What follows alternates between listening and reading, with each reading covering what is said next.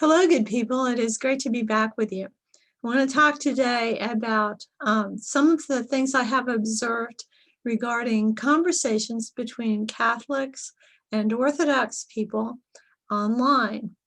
Now, one of the things that we Catholics and Orthodox share together is the great blessing of being in an apostolic church, which means that we have access to the stupendous blessing of the Holy Eucharist, which makes present to us today the sacrifice of Christ on the cross, collapsing the distance of time and space between us and Calvary. We believe that history is ruled from the altar, that all of the graces that heaven wishes to give to earth come down upon the altars in the apostolic churches. Now, that doesn't mean that those blessings are confined to those apostolic churches, but rather that the whole world, and of course all people, including other Christians, are also blessed by what happens on the altars of the apostolic churches. I like to use the illustration of an old advertisement that one used to see around town on billboards of the Sherwin-Williams Paint Company. And what it had was a picture of a globe of the earth, and a paint can, a Sherwin-Williams paint can, pouring out and covering part of the earth and like dripping down like it was going to surround the whole earth. And the logo they had, or the saying they had, was Sherwin-Williams covers the world, or covers the earth, something like that. Well, that is like the graces that are pouring down from heaven to cover the world, and the container from which they pour down into the earth is the apostolic churches, the altar, the Holy Eucharist. This grace pours over the world. It chases men through the streets and catches them by the ankles. It transforms us and, fits us for heaven, fits us for truly holy communion here on earth that will lead us to being in communion with the Father and the Son eternally in heaven. Now, we who have this blessing desire it for all who are without it, which means that our intentions for everyone that we are in contact with should be to draw them into this great blessing, to draw them into fellowship with us, into communion with us.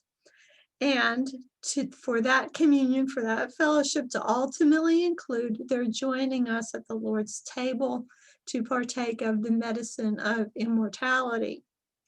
So this gives to Catholic and Orthodox conversations with each other a peculiar dynamic that is unlike the conversations between, say, Catholics and Protestants or unbelievers, and Orthodox with unbelievers and Protestants.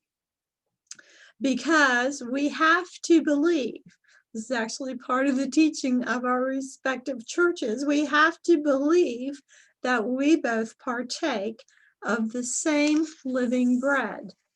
So that leads me to reflect a bit on some of the things that I see on online conversations. Now, one of the things that's really great, and that I think has come out of a lot of the meaning crisis issues and the whole conversations that surround Jordan Peterson and Paul VanderKlay's channel, is lots of interest in the apostolic churches, lots of interest in the liturgical churches, a lot of conversions, a lot of exploration. Among the people who are doing this exploration, or who have converted or are in the process of converting, are a lot of young men, which is just wonderful. Now, it's kind of normal for young men to engage in a certain amount of sparring with each other, and I think that is perfectly okay. However, sometimes this can go a little too far, I do think, when young Catholic converts or young Orthodox converts get into something more than a little bit of friendly intellectual sparring and start to get really into a kind of an acrimonious conversation with each other, with maybe the Catholic being accusatory toward the Orthodox for not being in submission to the Pope, and the Orthodox having some maybe nasty things to say about Catholics. This, I think, is not good for people who share that Holy Eucharist, who both have access to the Lord's table. I would recommend that some of the more mature conversations among Catholics and Orthodox should be a model for this, especially those, I would say, of Jonathan Pageau. Now, Jonathan Pageau is Orthodox. He is a convert to Orthodoxy. He has had a number of conversations online with people who are Orthodox, people who are Catholic, and with Protestants. He has a lot of conversations that really show the proper, I think, loving and tone without diminishing intellectual rigor in the way that he addresses questions. Now, one of his friends and someone with whom I've had some conversation is J.P. Marceau. J.P. Marceau is a young Catholic, very brilliant and philosophically minded, and he actually works with Jonathan Pageau. So there you have a mature model of good communication between Catholic and Protestant. Personally, I will not argue with an Orthodox person. It's not only because we share the same bread, but it's also because we have shepherds. So I would never attempt to argue an Orthodox person into Catholicism. And I think it would be wrong for an Orthodox person to attempt to argue a Catholic person out of the Catholic Church and into Orthodoxy. The reason is because we have shepherds, and that is part of our faith, is the belief that we have apostolic shepherds over us who are responsible for us before God. Now, if you believe you have a shepherd, that means that you must believe that you are one of God's sheep, and sheep should not attempt to herd other sheep. It's not my place to go to someone who has an apostolic shepherd. Understand, we're talking here about the successors of the apostles. True for the Orthodox, true for the Catholics. Our bishops are all successors of the apostles. It is not my place to go to someone who is under the care, spiritual authority of one of the apostles, one of the successors to the apostles, and endeavor to take them from that particular flock over into the flock of another shepherd. That is, I think, really wrong. Now, it's true that it's a great scandal that there is not greater unity, that the Catholic and Orthodox churches are not in unity with each other. It's a scandal that's about 1,000 years old, and is not something that we on the level of sheep can do anything about, really. Here's what will happen ultimately under the direction of the Holy Spirit, hopefully, is that these juridical separations that Catholics and Orthodox have will be solved by our shepherds, and we will follow them. So if it were the case that Rome and then the various patriarchs of the Eastern churches were to announce that they have solved their differences and they are going to all be in communion with one another from now on, whatever arrangement they make, we as faithful Christians following our shepherds, we will go into that arrangement. And if we didn't, we would be unfaithful, and we would then be in schism from the apostolic church, which none of us want to be. Now, that's not true of Protestants. Protestants have no apostolic shepherd over them. There is no way, other than as individuals, one at a time, for Protestants to solve the problem of being what we Catholics call separated brethren, separated from the Apostolic Church and not having access to the real presence of Christ in the Eucharist as we have in the Apostolic Churches. That it is okay, I do believe, for a Catholic to offer arguments to a Protestant as to why they ought to come into the Catholic Church. Ditto for Orthodox. I believe it's perfectly okay for an Orthodox person to offer arguments to a Protestant why they would want to come into communion with the Orthodox Church so that they have access to the Lord's table.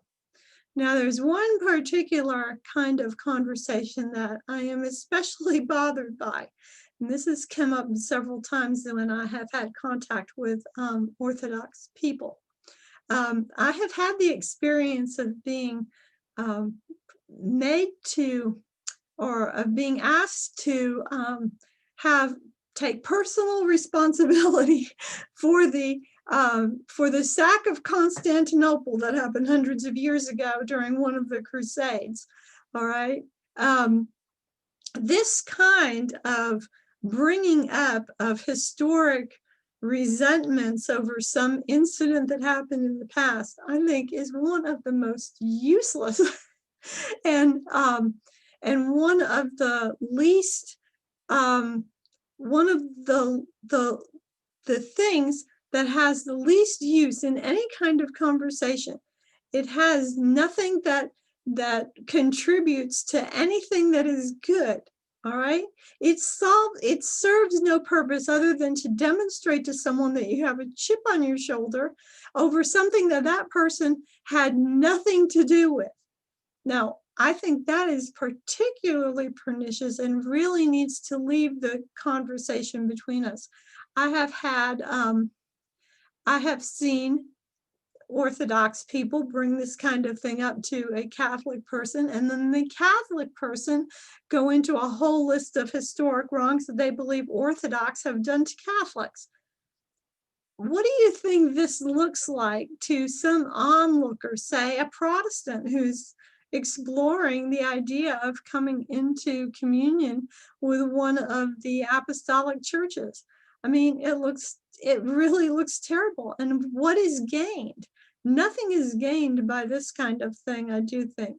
But I want to put this into a context that is particular to the United States of America.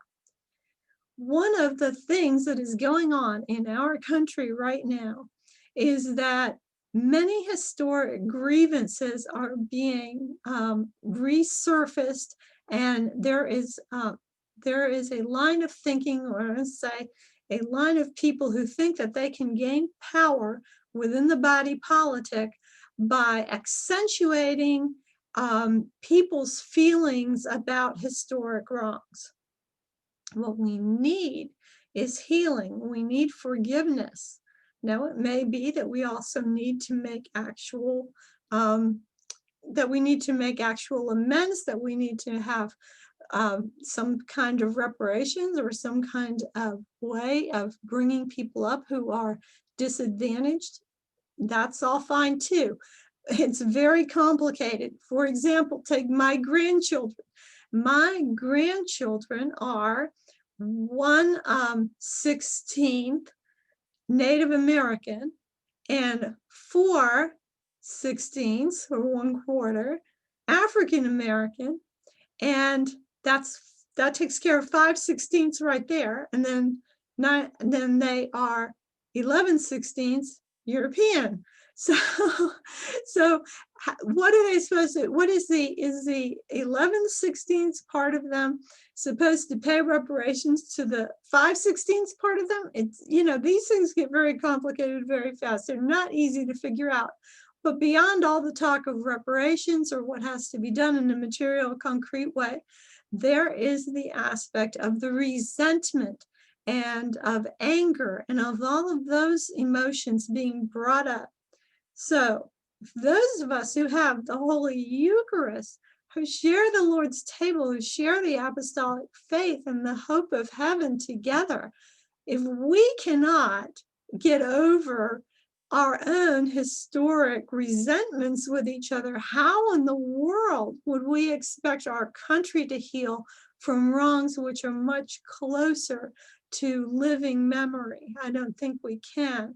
So you can see that that if we do this ourselves, then we can be leaders in healing and forgiveness and purification of our memories, and leading helping to lead our country into the future rather than be stuck in historic resentment. So those are some of my reflections about the online conversations that go on between Catholic and Orthodox people. I hope that you enjoyed this. I'd be interested in hearing what your thoughts are. Until we're together again, treat yourself as though you are someone you are responsible for helping, because you are responsible. So am I, and together we are making the world. Bye for now. Thanks so much for watching.